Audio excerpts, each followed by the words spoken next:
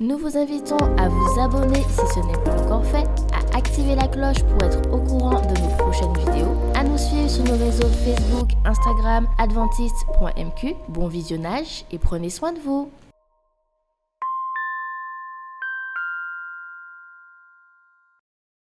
Avez-vous déjà entendu parler des relations verticales et horizontales? La Bible nous enseigne que notre relation verticale avec Dieu est la base d'une relation horizontale saine avec les autres. Jésus considère qu'une relation aimante avec les autres, horizontale, indique que quelqu'un est son disciple, relation verticale. Les relations sont si importantes dans le contexte de la croissance spirituelle qu'un jour, le sabbat, a été créé pour promouvoir régulièrement les relations verticales et horizontales. Une véritable expérience avec Dieu rapprochera les hommes pour leur propre bien.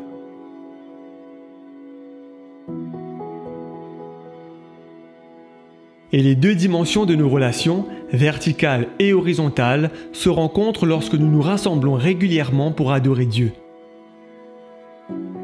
À l'époque apostolique, certains devenaient assez négligents et ne se rassemblaient plus régulièrement pour adorer Dieu. Aussi, pour éviter la mort spirituelle et l'apostasie, le message de Dieu était clair. Au nom de Jésus, si cela est possible, deviendra de plus en plus important alors que le jour de son prochain retour approche. Et cela fait référence au temps dans lequel nous vivons actuellement. Dans Lévitique 23, le verset 3, le Seigneur souligne l'importance des réunions le jour du sabbat. On travaillera 6 jours, mais le 7e jour est le sabbat, le jour du repos. Il y aura une sainte convocation. Le mot convocation, mikra en hébreu, signifie réunion, assemblée, rassemblement. Cela montre que le Seigneur considère que ces rassemblements sont saints et font partie intégrale de ce qu'il attend de nous pendant le sabbat.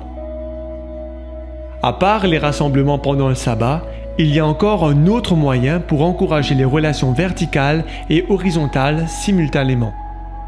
Quand vous rendez vos dîmes et votre engagement à Dieu, à travers la trésorerie de votre Église, vous utilisez un système de distribution qui bénira d'autres personnes dans le monde entier. Fondé sur le principe de la maison du trésor, ce système de distribution permet une croissance équitable pour les ministères de l'Église et les efforts missionnaires au niveau local, régional et international. En se réunissant régulièrement et en mettant nos ressources financières dans le même pot, nous apprenons à nous faire confiance, à nous aimer et à être unis, tout en adorant Dieu simultanément. Telle une armée bien organisée, nous ne nous battons pas entre nous, car c'est ce qu'il y a de mieux pour nous. Au contraire, nous marchons unis, focalisés sur un but commun, parce que nous faisons confiance à notre commandant. Nous mettons toutes nos ressources en commun et nous remplissons sa mission qui est de prêcher l'Évangile à travers le monde. Alors que vous rendez votre dîme et que vous donnez votre engagement, souvenez-vous de l'importance de travailler ensemble pour hâter la prédication finale de la parole. Renforçons nos liens jusqu'au jour où nous verrons notre Sauveur face à face. Mettons nos désirs en dernier et Dieu en premier.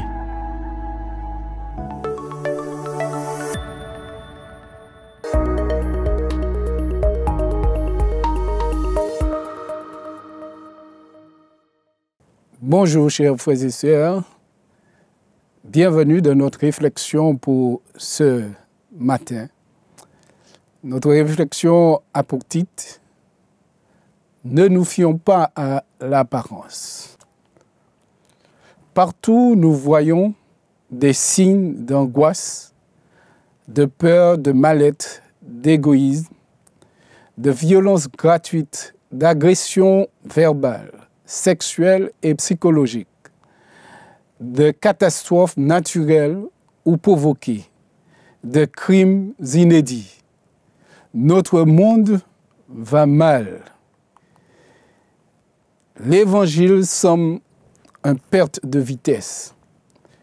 Les stades sont remplis, alors que les églises se vident et se ferment. Que dit la Bible? Nous allons tout d'abord regarder dans la deuxième épître de Paul à Timothée, au chapitre 4, à partir du verset 1. Paul est en prison et il écrit cette lettre à Timothée pour l'inviter à tenir bon malgré les difficultés. Nous lisons: « Je t'adjure devant Dieu et devant le Christ, Jésus, qui doit juger les vivants et les morts, et au nom de son avènement et de son royaume. Prêche la parole, insiste en toute occasion, favorable ou non, convainc, reprend, exhorte, avec toute patience et en instruisant. » Donc nous voyons tout d'abord l'apôtre qui invite Timothée à prêcher la parole. Mais il invite à penser à deux événements. Le jugement, Dieu qui doit juger les vivants et les morts, et aussi le retour de Jésus. Au vu de ces deux événements, il l'invite à prêcher la parole. Et il lui demande d'insister en toute occasion, favorable ou non, de convaincre, de reprendre, d'exhorter avec toute patience et en instruisant. C'est-à-dire, il lui donne ce qu'il doit faire parce qu'il sait que ces choses doivent arriver, le jugement et aussi le retour de Jésus.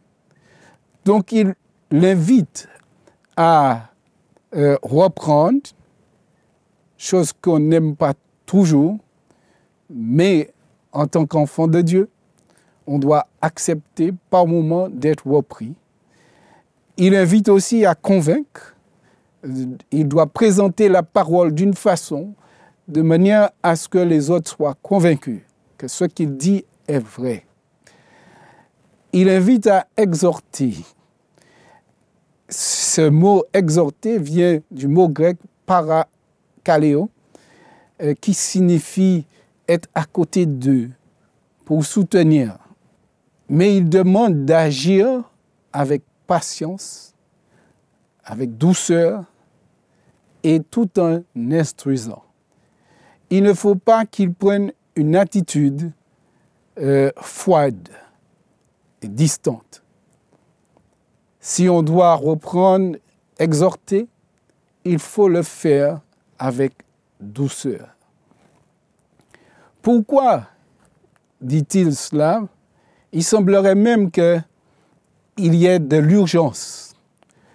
Parce qu'au verset 3 du chapitre 4 de 2 Timothée, il est dit « Car il viendra un temps où les hommes ne supporteront plus la saine doctrine, mais au gré de leurs propres désirs, avec la démangeaison d'écouter, ils se donneront maître sur maître. » Donc l'apôtre Paul voudrait dire à Timothée qu'il y a urgence pour annoncer la parole, parce qu'un temps va venir où les hommes ne supporteront plus la saine doctrine, c'est-à-dire la parole de Dieu. Pourquoi ils ne pourront pas supporter la parole de Dieu? Parce que la parole de Dieu, la prédication, c'est pas une chose qui caresse dans le sens du poil. C'est quelque chose qui nous dérange. Mais heureusement qu'il est dit dans Hébreux que cette parole est comme une épée à double tranchant qui blesse mais guérit. Donc la parole de Dieu, bien sûr, de par sa nature, invite les pécheurs à changer de position, à abandonner le mal pour se tourner vers Dieu Et parfois, lorsque nous devons annoncer ce message, cela dérange. Et c'est pourquoi il est dit que dans les derniers temps, les hommes vont se donner des maîtres, des experts qui vont leur dire ce qu'ils ont envie d'entendre. Ils vont choisir de ne pas être dérangés par la parole de Dieu. Et c'est pour cette raison que l'apôtre Paul invite Timothée à annoncer la parole dès maintenant, parce qu'il ne sait pas encore quand ce moment va arriver, mais ce moment arrivera certainement.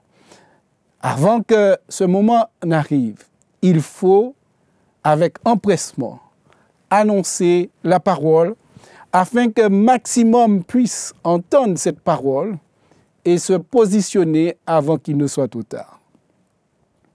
Au verset 4, il nous est dit « Ils détourneront leurs oreilles de la vérité et se tourneront vers les fables. » Donc, les hommes ne voudront plus vraiment entendre la doctrine biblique parce que ça les dérange. Ils vont plutôt chercher à écouter des fables, des choses qui amusent, qui font rire. Cela ne signifie pas que dans la prédication de l'Évangile, on ne peut pas avoir un peu d'humour. Annoncer l'Évangile avec joie. Mais parfois, la vérité offense. Mais si la vérité nous offense, nous attriste, c'est une invitation de Dieu à nous détourner du mal pour pratiquer ce qui est juste, ce qui est bien, ce qui plaît à Dieu. Et au verset 5, l'apôtre Paul va dire à son fils Timothée, « Mais toi, sois sobre en tout, supporte les souffrances, fais l'œuvre d'un évangéliste, remplis bien ton ministère. » Alors, il parle à lui comme à un fils, mais toi, sois sobre, sois tranquille. Comme Jésus avait dit aux disciples dans Matthieu chapitre 24, gardez-vous d'être troublés quand vous allez voir ces choses arriver. Donc l'apôtre Paul aussi est en train de dire à Timothée, alors qu'il est sur le point de départ, l'apôtre Paul, il dit à Timothée, écoute, les choses ne seront pas faciles. Il faut annoncer la vérité, mais il ne faut pas croire que tout le monde sera prêt à accepter cette vérité. Il faut accepter le fait que des personnes vont se détourner de la vérité pour se tourner vers des fables, des histoires qui n'ont pas de sens, des choses qui n'amènent pas au salut. Mais toi, fais l'œuvre d'un évangéliste. Annonce la bonne nouvelle. Dites aux gens ce qu'il faut afin qu'ils soient prêts pour rencontrer Jésus lorsqu'il reviendra. Remplis bien ton ministère. Sois un bon pasteur, un bon ancien. Accomplis ce ministère pour la gloire de Dieu. Donc, il ne l'invite pas à se décourager malgré les difficultés. D'accord? Les difficultés du moment ne sont pas une raison de nous arrêter. Pas question pour nous de baisser les bras. L'histoire de Robert Falcon Scott, un fameux navigateur anglais, est parti pour la conquête du pôle Sud. Mais il a rencontré des difficultés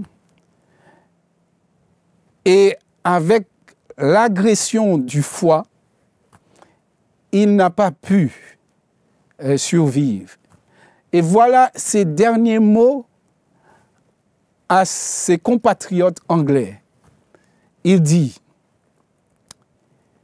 en parlant d'un ouragan, le dernier ouragan auquel ils ont fait face, il nous a arrêtés à 20 km du dépôt où nous avions l'espoir de trouver les vivres nécessaires, eut-on jamais plus mauvaise chance? Nous sommes arrêtés ici, à 20 km du dépôt de Wanton Camp, n'ayant plus que 2 jours de vivres et du pétrole pour préparer un seul repas. Nous sommes faibles, je peux à peine tenir la plume. Pour ma part, je ne regrette pas d'avoir entrepris cette expédition. Elle montre l'audace des Anglais, leur esprit de solidarité et prouve qu'ils savent regarder la mort avec autant de courage aujourd'hui que jadis. Nous avons couru des risques. Nous savions d'avance que nous allions les affronter. Les choses ont tourné contre nous. Nous ne devons pas nous plaindre, mais nous incliner devant la décision de la Providence, résolus à faire de notre mieux jusqu'à la fin. Si dans cette entreprise, nous avons volontairement donné nos vies, c'est pour l'honneur du pays.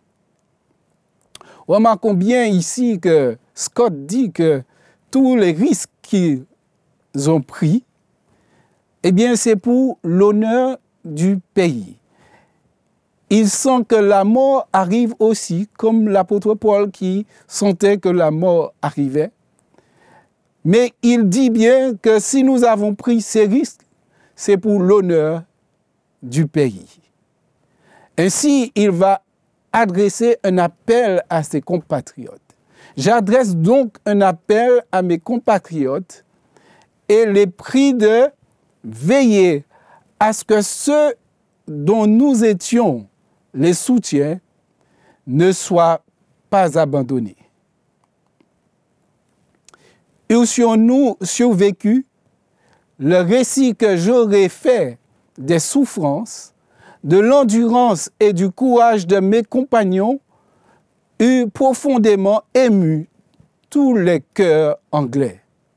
C'est notre frustre et nos cadavres diront nos épreuves, et certainement un grand et riche pays comme la Grande-Bretagne assurera convenablement l'avenir de nos proches. Nous trouvons ce récit dans la collection à la une, volume 1, à la page 142. En tant que chrétien, enfant de Dieu, ministre de l'Évangile, nous ne devons pas perdre courage face à la situation de notre monde. Nous devons continuer à annoncer la bonne nouvelle, car le Seigneur nous a envoyé des encouragements par sa servante, Ellen White. Elle nous dit, la vérité triomphera bientôt. Nous pouvons lire dans le livre Témoignages pour l'Église, volume 3, la page 420. La fin est proche. Elle avance furtivement, c'est-à-dire au pas des chats. Insensiblement, silencieusement, comme le voleur dans la nuit. Veille le Seigneur nous aide à ne pas dormir comme tant d'autres, mais à être sobre et vigilant. La vérité triomphera bientôt glorieusement. Amen. Je reprends cela. Elle nous dit bien que la vérité triomphera bientôt glorieusement. Et tous ceux qui se décident aujourd'hui à être des collaborateurs de Dieu triompheront avec elle. Le temps est court. La nuit vient où personne ne pourra travailler. Elle continue et nous dit, comme à la Pentecôte, l'heure est proche où il y aura autant de convertis en un jour qu'il en eut, le jour de la Pentecôte, après que les disciples eurent reçu le Saint-Esprit. Donc, elle nous rassure, elle nous dit qu'il y aura autant de convertir. Si aujourd'hui, on a l'impression que les gens se détournent de la vérité, continuons notre œuvre avec force, courage, détermination, comme Scott lui-même. Scott a travaillé pour son pays, pour les choses terrestres. Mais nous accomplissons une mission pour les choses célestes, pour notre Père dans les cieux, qui nous a fait la promesse qu'il va revenir bientôt nous chercher. Même si nous mourons dans cette mission, nous avons l'assurance et la promesse que Jésus revient et que nous allons le voir face à face. Tandis que Scott, même s'il croit que le pays a suffisamment de richesses pour prendre soin de ses proches, mais il n'a aucune espérance de les revoir. Tandis que lorsque nous sommes avec notre Seigneur, nous avons cette espérance que lorsqu'il reviendra, tous ceux qui ont collaboré avec lui, tous ceux qui ont accepté Jésus comme leur Seigneur et Sauveur, eh bien, nous avons cette assurance qu'ils vont le revoir, qu'ils seront avec lui. C'est pourquoi, chers frères et sœurs, ne perdons pas courage. Engageons-nous pleinement dans notre mission. Cette mission est noble. Cette mission n'est pas pour quelques jours. Cette mission est pour l'éternité. Ellen White continue et nous dit « Des milliers pénétreront dans la lumière.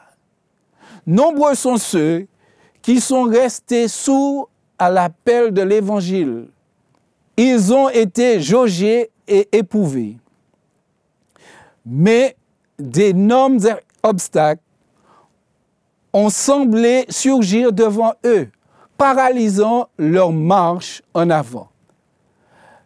Mais par la foi, la persévérance et le courage, beaucoup surmonteront ces obstacles et s'engageront dans la glorieuse lumière. Amen. C'est une bonne nouvelle pour nous, chers frères et sœurs. Dans cette mission, malgré sa dureté, malgré les difficultés, nous devons croire que par la foi, la persévérance et le courage, beaucoup surmonteront ces obstacles et s'engageront dans la glorieuse lumière. Presque inconsciemment, on a placé des barrières sur le chemin raide et étroit. On y a mis des pierres sur lesquelles on bute, mais elles seront enlevées. Quant aux murs de protection dont les faux bergers ont entouré leurs troupeaux, ils ne serviront à rien. Des milliers de personnes pénétreront dans la lumière et participeront à sa diffusion. Amen. Alléluia. Nous pouvons dire gloire à Dieu parce que l'œuvre n'est pas à un homme. L'œuvre est l'œuvre de Dieu et Dieu prendra soin de son œuvre. C'est pourquoi il est dit que malgré les obstacles, ces obstacles seront enlevés. Et des milliers de personnes pénétreront dans la lumière et participeront à sa diffusion. Les intelligences célestes agiront de concert avec les agents humains.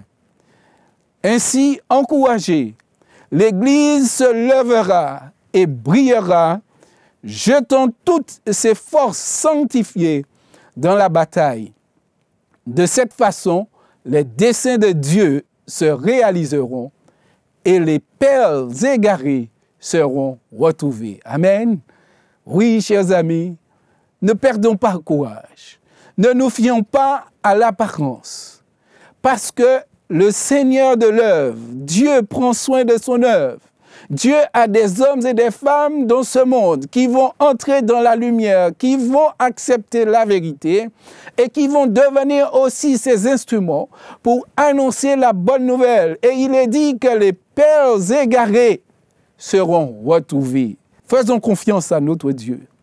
Avançons par la foi, quoi qu'il arrive. Bien que l'apôtre Paul a senti que la mort s'approchait, nous pouvons lire cela dans 2 Timothée, chapitre 4, verset 6, qui dit « Car pour moi, me voici déjà offert en libation, et le moment de mon départ approche. » Lorsqu'il dit le moment de départ approche, il ne parlait pas de manière à ce qu'il partait de là où il était pour aller à Jérusalem, mais c'était le moment de sa mort.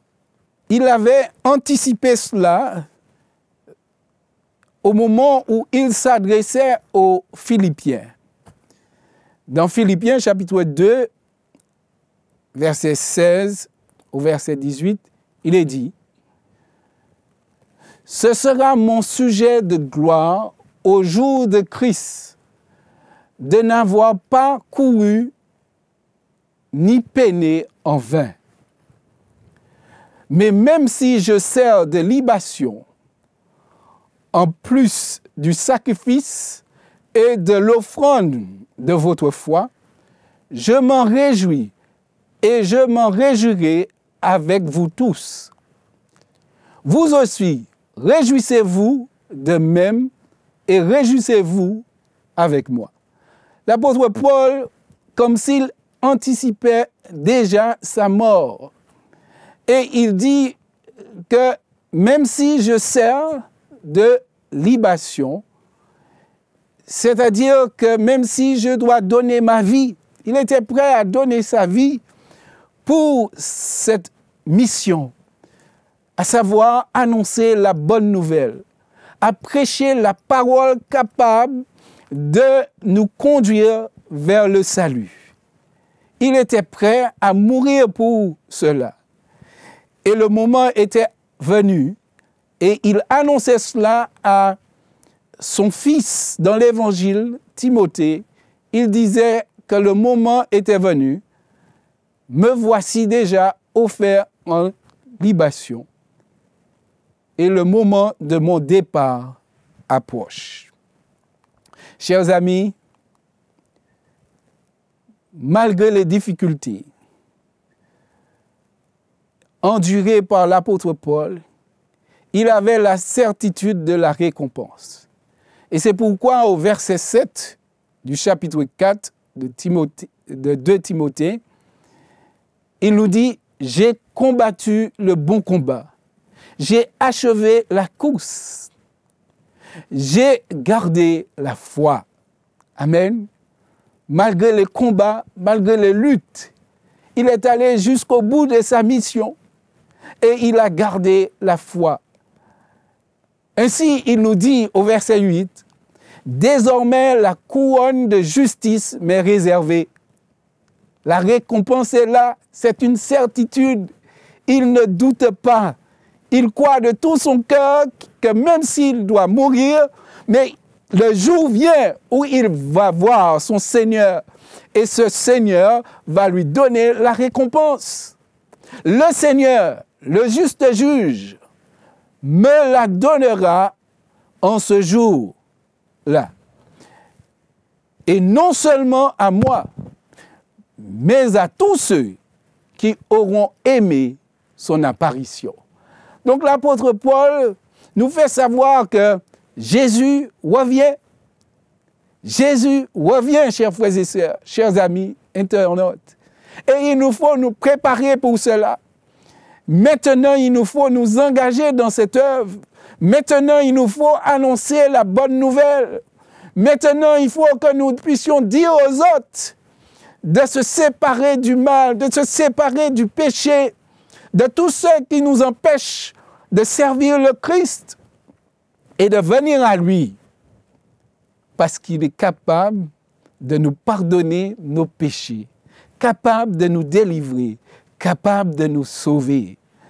Chers frères et sœurs, chers amis, ce n'est plus le temps de douter, car tout ce qui se passe autour de nous nous montre que nous sommes arrivés au temps de la fin et que Jésus apparaîtra très bientôt.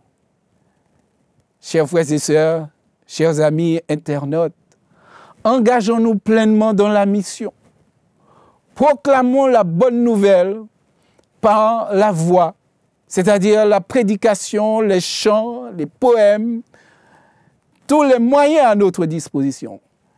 Distribuons des livres, des priorités. Utilisons les médias pour faire connaître cette bonne nouvelle, faire partager cette espérance qui est en nous, afin que des hommes et des femmes puissent connaître ce Jésus qui revient, puissent connaître la grâce de Dieu, cette grâce qui nous transforme et qui nous prépare pour entrer dans le royaume éternel lorsque Jésus reviendra. Notre travail ne sera pas vain. Courage, Jésus revient. Beaucoup l'accepteront. Ne croyons pas que nous œuvrons en vain, parce que le maître de l'œuvre est le garant de son succès. Alors, courage en Jésus. Amen. Nous allons prier. Éternel, notre Dieu, notre Père, nous te louons, nous te bénissons, nous te glorifions. Nous t'exaltons car tu es élevé, tu es digne de louange et d'adoration. Oui, tu nous as confié une mission, mais tu ne nous as pas abandonnés. Tu as promis de revenir nous chercher pour que nous soyons avec toi. Remplis-nous de ton Esprit Saint, afin que nous ayons l'amour pour les âmes, que nous ayons le zèle de l'Évangile et que nous puissions trouver la joie d'annoncer cet Évangile avec force, courage, foi et détermination, afin que le maximum puisse entendre cette bonne nouvelle et se positionner pour toi avant qu'il ne soit trop tard. C'est notre prière au doux nom de Jésus et pour ta gloire. Amen.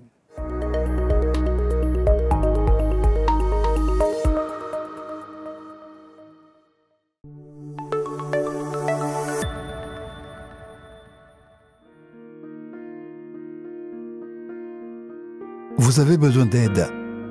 Vous souhaitez vous entretenir avec un pasteur, un psychologue, un conseiller en relation d'aide. La cellule d'écoute de la Fédération des Églises adventistes du 7e jour de la Martinique est à votre disposition, 7 jours sur 7, de 8h à minuit, au 0805 288 394. Cet appel est gratuit.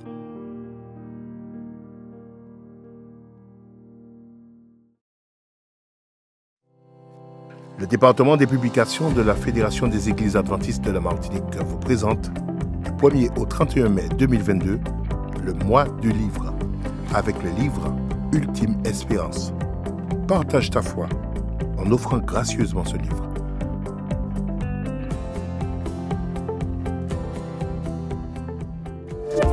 N'oubliez pas de vous abonner si ce n'est pas encore fait, de liker et de partager avec vos amis si cela vous a plu. À bientôt pour une prochaine vidéo.